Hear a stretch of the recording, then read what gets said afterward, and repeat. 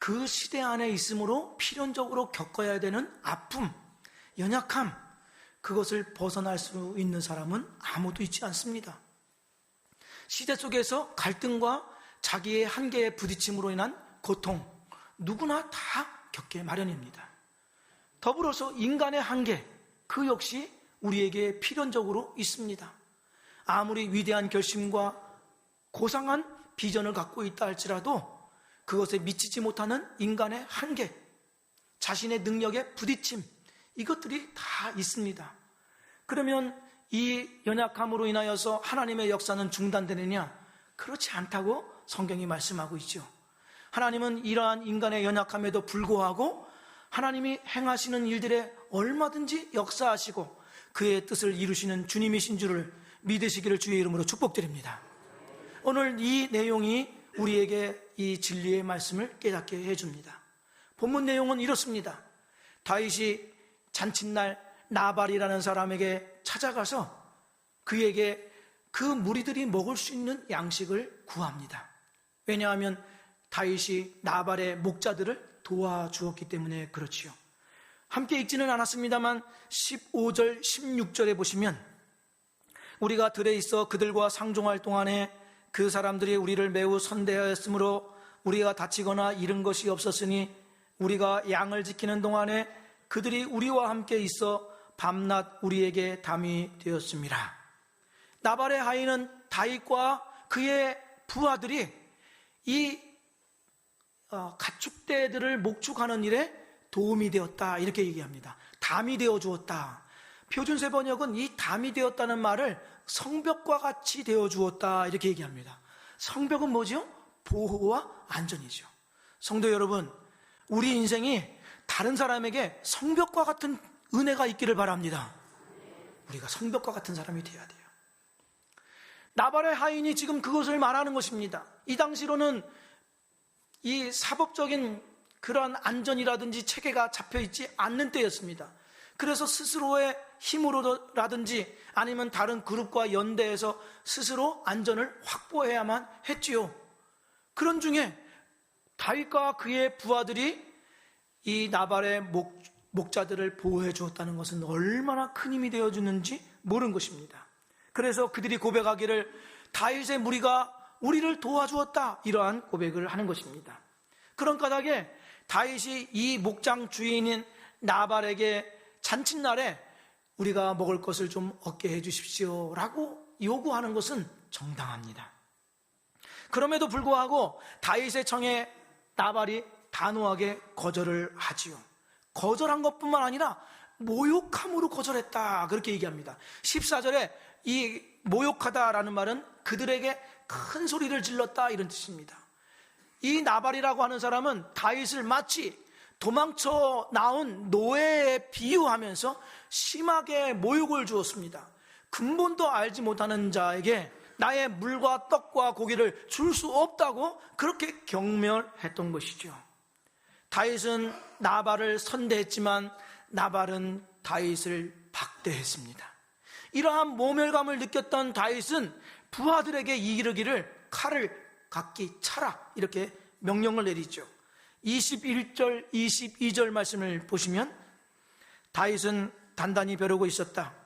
내가 저 광야에서 그들에게 속한 것은 무엇이든지 지켜주어 그의 모든 재산 가운데서 아무것도 잃어버리지 않도록 하였으나 그것이 모두 헛일이었다. 그는 나에게 선을 악으로 갚았다. 내가 내일 아침까지 그에게 속한 모든 사람들 가운데서 남자들을 하나라도 남겨둔다면 나 다윗은 하나님께 무슨 벌이라도 받겠다. 400명의 부하를 데리고서 지금 나발 집안을 다 몰살시키겠다고 하는 것입니다. 피해 복수를 맹세하는데 나발 가문에 속한 남자들은 다 없애겠다고 하는 것인데 여기에는 누구도 속한 것입니까? 어린아이, 남자니까 어린아이, 유아들도 다 포함된 것입니다. 이러한 피해 복수 맹세는 다윗에게 전혀 어울리지가 않습니다. 우리가 알고 있던 그 다윗과 똑같은 인물인가라는 의구심이 들 정도이죠. 왜 그러냐면 이 앞장에서는 엔게디 광야에서 그의 원수와 같은 사울을 죽일 수도 있었습니다. 그러나 그를 내어 보내지요. 선대했지요. 다른 사람이 볼 때 마땅히 복수해도 될 만한 그러한 상황임에도 불구하고 다윗은 전혀 복수를 계획하지 않았습니다. 오히려 도망하는 것을 선택했습니다. 왜 그랬죠? 자기의 명예와 이기심 때문이 아니라 하나님의 거룩한 뜻을 품고 하나님께서 자신에게 무엇을 원하시는지 그것에 내가 온전하게 순종하겠다고 하는 그 거룩한 결심이 그로 하여금 기꺼이 도망자 신세를 받아들였습니다. 예수님께서 이 말씀하시지 않습니까? 아버지의 나라와 아버지의 뜻을 구하여라. 그리하면 이 모든 것들이 너희에게 덤으로 주어질 것이다. 하나님 나라와 하나님의 의를 구하는 삶을 살아라 라고 할 때 이에 합당한 사람을 찾으라고 하면 다윗입니다. 그의 나라와 의를 먼저 구하는 사람이었지요. 그는 하나님 나라와 의를 위해서 지금 고난을 당하고 있습니다. 사람들에게 배신과 푸대접과 냉대를 받아도 기꺼이 감수해 왔습니다. 그런데 어떻게 그 앞에 다윗과 지금 이 본문에 나오는 다윗의 모습이 이렇게 차이가 나느냐 하는 것입니다. 미련한 자 나발의 그 모욕감을 참지 못하고 어린아이까지라도 남자라면 다 죽이겠다 하는 이 결심을 하지요. 다윗의 모습에 어울리지도 않을 뿐만 아니라 잔인하기까지도 합니다. 이것은 우리가 보기에도 역시 그러하지만 아비가일, 곧 나발의 아내인 아비가일의 탄원에도 이 말이 들어있습니다. 어디를 보시냐면 28절 말씀 31절을 보시면 제가 쉬운 성경으로 읽어드리겠습니다. 당신이 사는 날 동안 백성들은 당신에게서 아무런 흠도 찾아내지 못할 것입니다. 무슨 말이죠? 지금 하고 있는 일이 다윗이 왕이 되었을 때 당신은 그렇게 무자비하게 해치지 않았습니까? 이렇게 흠잡을 만한 일이다, 이런 뜻입니다. 31절을 보십시오. 31절에 그때 당신은 당신 스스로 죄 없는 사람을 죽였다든지 벌을 주었다는 양심의 가책을 받거나 죄책감을 가지는 일이 없어야 할 것입니다. 무슨 말입니까? 지금 하려는 그 일은 양심의 가책을 받는 일이며 죄책감을 가질 일입니다, 이런 뜻입니다. 그러니까 다윗의 이 격한 모습은 자신의 복수심을 계획하지 않은 앞에 나오는 다윗과 전혀 어울리지 않다 하는 것입니다. 전혀 어울리지 않는 이중적인 면이 다윗에게 있음을 우리가 발견할 수가 있습니다. 그러면 우리는 다윗이 정말 이랬을까라는 의아심을 가질 수가 있죠. 그러면 이것이 다윗에게만 해당되는 그러한 모습일까요? 아닙니다. 성경에 등장하는 모든 인물들이 다 이러한 면면들이 다 있습니다. 대표적으로 더 다른 한 분을 보지요. 사도 바울입니다. 사도행전 15장 36절부터 41절에 있는 말씀을 읽어드립니다. 며칠 후에 바울이 바나바더러 말하되 우리가 주의 말씀을 말한 각 성으로 다시 가서 형제들이 어떠한가 방문하자 하고, 바나바는 마가라 하는 요한도 데리고 가고자 하나 바울은 밤빌리아에서 자기들을 떠나 함께 일하러 가지 아니한 자를 데리고 가는 것이 옳지 않다 하여 서로 심히 다투어 피차 갈라서니, 바나바는 마가를 데리고 배 타고 구브로로 가고 바울은 실라를 택한 후에 형제들에게 주의 은혜의 부탁함을 받고 떠나 수리아와 길리기아로 다니며 교회들을 견고하게 하니라. 여기 39절 말씀을 보십시오. 39절에 뭐라고 되어 있습니까? 바울과 바나바가 서로 심히 다투어 갈라섰다. 선교의 분열입니다. 우리가 바울 하면 무엇이 생각나죠? 바울처럼 하나님의 뜻에 순복한 사람이 어디 있습니까? 그의 선교의 열정과 선교의 결실은 타의 추종을 불허하는 그러한 결과들을 얻은 분입니다. 우리는 바울을 사랑합니다. 바울을 닮고 싶어 합니다. 그런데 그 바울이 격분했다. 여기 다투다는 말이 있죠? 다투다는 말, 이것은 발작하다라는 단어에서 왔습니다. 발작하는 거예요.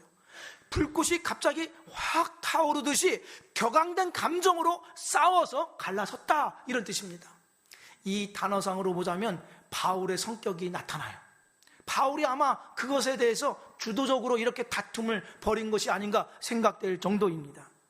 그러니까 이 바나바라는 사람은 마가를 데리고 선교에 동참하자라고 했고, 바울은 마가와 같이 나약해 빠진 그러한 사람을 데리고 갈 수 없다, 이 문제로 서로 다투어서 갈라섰다는 것이죠. 아니, 바울이 바나바와 갈라섰다는 것 너무 의아하지 않습니까? 바울에게 바나바는 누구입니까? 바울이 회심했을 때 다른 제자들은 다 그의 회심을 믿지 않았습니다. 그러나 바나바가 그를 믿어주어서 다른 사도들에게 데리고 가서 교제의 악수를 나누게 해준 사람이 바나바입니다. 또 그가 팔싹둥이 사도라고 생각해서 자기의 고향 다소로 내려가서 칩거하듯이 생활할 그때에 바나바가 그를 찾아다가 안디옥 교회에 와서 마치 그가 세운 교회처럼 일할 수 있도록 그의 사역의 장을 열어준 사람이 바나바입니다. 그런데 그 바나바의 그 견해를 정중하게 거절하고 반대하는 것이 아니라 화를 내면서 갈라섰다, 이렇게 얘기합니다. 우리가 알고 있는 그 바울이 맞나, 이런 생각이 들죠. 그러면 다윗이나 바울이나 다른 성경의 인물들의 이러한 면면이를 드러내는 이유가 어디 있습니까? 성경은 우리가 알고 있는 성경의 등장인물들이 영웅이 아니라는 것을 알게 해줍니다. 시작부터 그들은 우리와 다른 차원의 삶을 산 사람이 아니라는 것을 일깨워주죠. 아무리 다윗이 하나님으로부터 기름 부음을 받았고 그의 비전이 하나님의 비전과 일치하고 하나님의 뜻을 알았기 때문에 자기 인생을 통째로 하나님께 바쳐드렸다 할지라도 그의 결심과 위대한 비전과는 전혀 비교할 수 없는 아주 작고 사소한 것들로 넘어질 수 있는 인간임을 알게 해줍니다. 그들 역시 우리와 똑같은 인간이요, 실패와 실망스러운 모습, 걸려 넘어지는 이러한 연약한 모습을 우리로 하여금 보게 하시죠. 어느 때는 하나님의 뜻에 완벽한 일치된 삶을 보여주지만 어느 때는 그것과 전혀 미치지 못하는, 야, 저 사람이 저럴 수가 있을까? 라는 그러한 연약함을 성경이 드러내 보여주지요.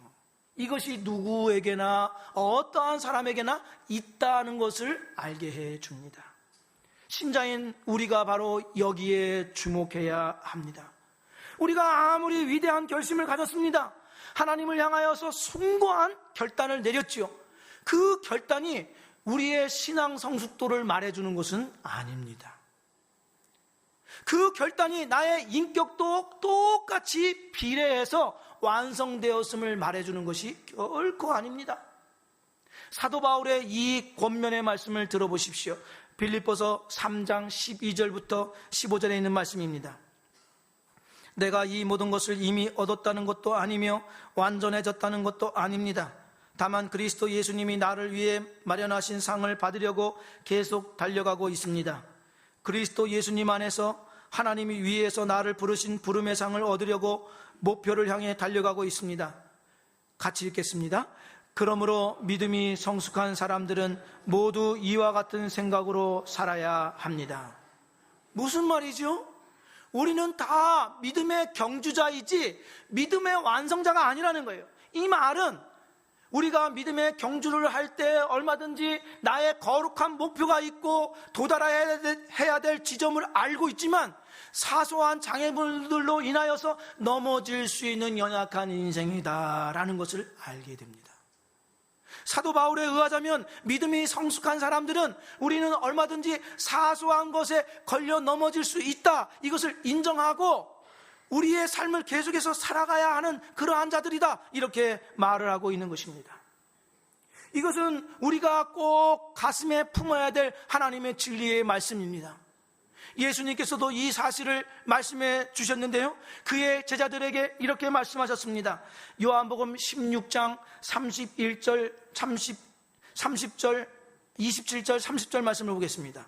27절 30절 너희가 나를 사랑하고 내가 아버지께로부터 왔음을 믿었기 때문에 아버지께서 친히 너희를 사랑하신다. 우리가 이제서야 주님께서 모든 것을 알고 계신다는 것을 깨달았습니다. 아무도 주님께 묻지 않을 것입니다. 이것으로써 우리는 주님께서 하나님께로부터 오신 분임을 믿습니다. 지금 예수님과 제자들이 대화하는 내용입니다. 그래서 27절은 예수님께서 이렇게 말씀하시는 것입니다. 너희가 내가 하나님으로부터 왔다는 것을 믿고 있음을 내가 안다, 이런 뜻입니다. 예수님께서 인정해 주셨다는 거예요, 제자들의 믿음을. 그리고 30절 역시 제자들이 자발적으로 주님 그렇습니다, 주님은 하나님의 뜻대로 행하시는 분이십니다, 하나님으로부터 보냄받은 메시아입니다 라는 믿음의 고백을 했다는 거예요. 이렇게 믿음의 고백이 있죠. 그러면 이 믿음의 고백 이후에 예수님께서 어떻게 말씀하셨는가를 보십시오. 그 다음 31절, 요한복음 16장 31절 32절을 보십시오. 이제 너희가 믿느냐? 그러나 잘 들어라. 너희가 뿔뿔이 흩어질 때가 다가오고 있으며 이미 그때가 되었다. 너희는 저마다 자기 집으로 흩어지고 나를 혼자 버려둘 것이다. 그러나 나는 혼자가 아니다. 그것은 아버지께서 나와 함께 계시기 때문이다. 무슨 말씀입니까? 분명히 예수님도 그들의 믿음을 인정했고 제자들도 예수님께 믿음의 고백을 했습니다. 그 다음에 나오는 말씀이 무엇이죠? 그러나 너희들은 나를 버릴 것이다, 이렇게 얘기합니다. 제자들이 예수님을 완전하게 안 것은 아니죠. 그러나 분명히 알고 있었습니다. 하나님으로부터 보냄받았다고 하는 그 메시아 예수님을 믿었습니다. 그렇더라도 주님의 말씀은 이것입니다. 너희들이 나의 고통과 함께하지 못할 것이다, 이렇게 말씀합니다. 걸려 넘어질 것이다, 이렇게 말합니다. 너희들이 가지고 있는 믿음과 나에 대한 신앙이 언행일치되지 않는 것을 내가 알고 있다, 이런 뜻입니다. 제자들이 믿음과 괴리된 생활을 갖고 있음을 이야기하고 계신 것이죠. 누가 여기에 대표적이에요? 베드로가 대표적이죠.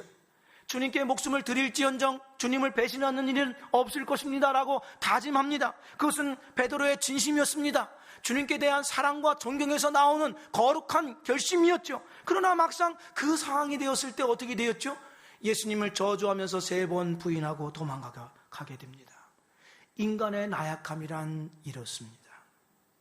우리가 하나님의 뜻대로 살기로 다짐합니다. 하나님의 영광을 위해서 살기로 거룩한 결심을 했습니다. 그래서 주님을 기쁘시게 해드릴 수 있는 것이라고 한다면 나의 목숨까지도 드리겠다, 우리 다 그렇게 결심하지 않았습니까? 아닌가비요. 나에게 목숨이 1000개고 심장이 1000개라 할지라도 하나님이 원하시면 내가 다 드리겠습니다 라고 하는 것이 우리의 결심입니다. 우리의 대의, 우리의 소망, 우리의 결심, 우리의 열정 다 고상합니다. 그런데 문제는 여기서부터 시작이죠. 우리가 눈만 떴다 하면 하나님으로부터 생각하고 하나님으로부터 출발하고 잠들 때까지도 하나님을 생각하며 잠듭니다. 하나님과 관련된 것을 제일 많이 생각합니다. 그런데 그러한 이상과 거룩한 소원과는 다르게 나의 생활은 늘 그 이상에 합치되지 못한다 하는 것이죠. 나의 거룩한 결심이 내 생활이 쫓아가지 못한다는 것이죠. 여전히 부패하는 나의 모습, 결심과 일치되지 아니하는 나의 말과 행동, 인격, 이것을 매 순간 우리는 우리 스스로를 발견합니다. 그래서 여전히 부패한 심성과 이기심, 그것 자신의 안에 있다는 사실로 괴로워하죠. 뱀처럼 매번마다 추악한 허물을 벗어내듯이 나는 벗겨도 끊임없이 나의 이 악함이 벗어나지 않는구나 라는 사실을 알게 되죠. 왜 나는 이중적인가? 나는 그렇게 거룩하게 기도해놓고 나는 왜 위선적인가? 왜 결심대로 살지 못하는가? 당장에 우리가 그렇지 않습니까? 기도했습니다. 새벽 기도로 은혜를 받았습니다. 응답도 받았습니다. 그리고 나서 집에 가지요. 당장 왼수들과 싸웁니다. 왜 나는 참지 못하는가? 나는 왜 여전히 이 수준에 머물러 있을 수밖에 없는 것인가 하는 것으로 자신을 고통스럽게 고문합니다. 알아서 스스로 주리를 틀어요. 나는 실패자다. 하나님의 복이 이런 가운데 내게 임할 것인가? 라는 그러한 자괴감을 갖게 됩니다. 그러면 다윗이나 바울이나 성경의 다른 인물들을 이렇게 들추어내는 일이 왜 있는 것일까요? 왜 실망스럽고 그들의 결심과는 맞지 않는 이러한 일치되지 않는 모습을 드러내는 것일까요? 여기에 있습니다. 신자의 복은 하나님이 붙들어 주시는 것에 있다. 이것을 깨닫게 해 주시기 위함입니다. 우리는 우리의 부족함을 면밀하게 살펴서 하나님의 거룩함과 의 속에 참여해야 합니다. 그것은 마땅합니다. 일어나야 하고 다시 도전해 나가야 하고 하나님의 품에 뛰어 들어가야 합니다. 우리가 실패했을 때 나는 하나님께서 버리신 자다, 혹은 나는 실패했기 때문에 하나님으로부터 아무런 복을 받지 못하는 것이다, 자기를 비천한 존재로, 악한 존재로 여겨서는 안 된다는 것이죠. 그러면서 마치 하나님의 복이 자기에게 달려있다는 듯이 여기는 것은 결코 성경적이지 않습니다. 그것은 기독교가 아닙니다. 우리가 열심을 내야 된다, 분발해야 된다 하는 것과는 조금 다른 차원이죠. 다윗이 나발의 일가를 다 몰살시키겠다고 하는 그 마음, 벌써 마음에서 죄를 짓는 건 아니겠습니까? 만약에 실제적으로 그렇게 행동에 옮겼다고 한다면 더 큰 죄악을 저지르는 것이죠. 그런데 그 순간에 다윗은 이렇게 말합니다. 하나님의 복이 나의 실력에 달려있지 않다, 이렇게 고백을 합니다. 어디를 보시냐면 32절, 33절 말씀을 보십시오. 32절, 33절 말씀.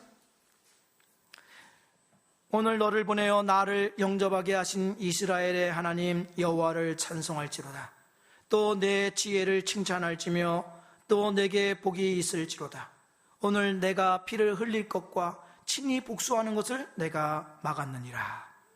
나발의 아내 아비가일이 와서 그렇게 하는 것은 악한 일입니다, 당신이 후회할 일입니다, 죄책감을 가질 일입니다, 그렇게 막아섰다는 거예요. 아비가일이. 그 아비가일을 보내신 하나님을 찬송한다, 이렇게 다윗이 얘기하고 있습니다. 이게 무슨 말이죠?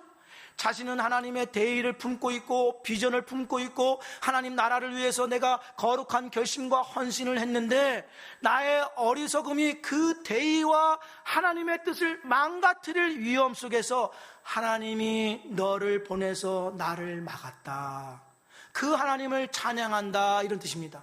바꾸어 말하자면 복은 내가 만들어내는 것이 아니라 하나님이 나에게 복을 주시는 것이구나, 이러한 고백인 것이죠. 우리가 가진 신자로서의 복과 은혜가 여기에 있습니다. 세상 사람들은 이렇게 말합니다. 복 받을 짓을 해야 복을 받지, 집을 짓듯이 복을 지어야 그 안에 복이 들어오는 것이지, 아무 짓도 안 했는데 어떻게 복을 주느냐, 그런 신은 없다, 이렇게 말합니다. 하지만 성경에서 말하고 있는 하나님, 우리가 섬기는 그 하나님을 보십시오. 그 하나님은 어떤 하나님이십니까? 사람이 하나님께 복 받을 짓을 하지 못한다도 할지라도 복을 주시는 분. 우리는 설령 거룩한 뜻을 품고 있습니다. 그러나 그 거룩한 뜻에 반하는 일, 그것을 망가뜨리는 일을 우리가 주도적으로 하고 있습니다. 그런데 그 일을 하나님이 막으시고 스스로 복을 망가뜨리는 일들을 하나님이 막으셔서 오히려 하나님의 나라와 그 영광을 위해서 살아갈 수 있도록 우리를 재촉하시고 인도하시는 하나님이다, 이것을 말씀하고 있지요. 다윗이 큰 것, 위대한 것을 품고 그 일을 추구하는 것처럼 보이지만 작은 것에 걸려서 스스로 망칠 수 있었습니다. 그런데 하나님은 그것까지도 불쌍히 여겨주시는 분으로 우리에게 소개하고 있죠. 위에서 예수님의 제자들이 배신한다고 그랬지요. 배신한다는 내용이 있었지 않습니까? 믿음 고백했지만 곧 배신할 것이다. 그들은 주님을 알고 믿었습니다. 끝까지 주님과 함께할 실력이 되지 못한다고 주님으로부터 말씀을 들었습니다. 그 부분을 다시 한번 보시죠. 요한복음 16장 31절부터 33절 말씀. 이제 너희가 믿느냐? 그러나 잘 들어라. 너희가 뿔뿔이 흩어질 때가 다가오고 있으며 이미 그때가 되었다. 너희는 저마다 자기 집으로 흩어지고 나를 혼자 버려둘 것이다. 그러나 나는 혼자가 아니다. 그것은 아버지께서 나와 함께 계시기 때문이다. 33절 같이 읽습니다. 내가 이것을 너희에게 말한 것은 너희가 내 안에서 평안을 얻게 하려는 것이다. 이 세상에서는 너희가 고난을 당할 것이다. 그러나 담대하여라. 내가 세상을 이기었다. 아멘. 이 말씀을 잘 보십시오. 32절에서는 예수님께서 제자들이 믿음이 있음에도 불구하고 예수님을 버려두고 도망갈 것이다, 그들의 언행일치되지 않는 괴리된 모습을 말씀하고 있습니다.